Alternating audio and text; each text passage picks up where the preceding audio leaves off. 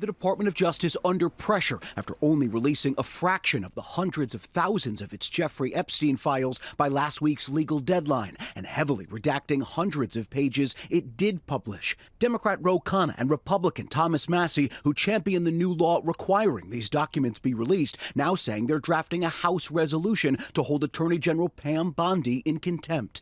They're flouting the spirit and the letter of the law. It's very troubling, the posture that they've taken. And I won't be satisfied until the survivors are satisfied. Overnight, multiple Epstein survivors say the DOJ has violated the law and are demanding immediate congressional oversight, including hearings. Survivors like Danny Bensky pressing the DOJ for more transparency. We really didn't get to see as much as we wanted to. You know, this was a law.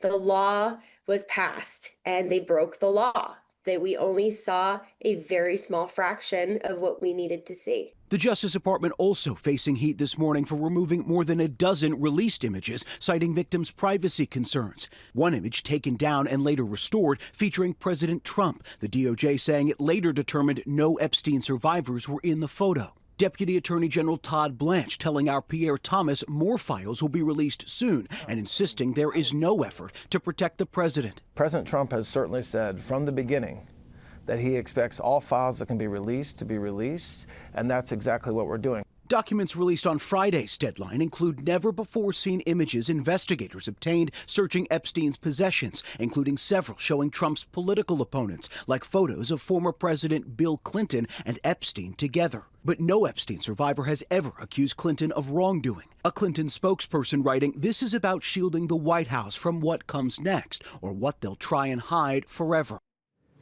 In a series of interviews with Vanity Fair, White House Chief of Staff Susie Wiles said President Trump, who had a decades-long friendship with Epstein before they had a falling out in the mid-2000s, does come up in the DOJ's total Epstein files, but not, quote, doing anything awful. The Department of Justice says more files will be released in the coming days and weeks, Gio. So many details in the story, and Jay, you've been following it all along. Thank you so much.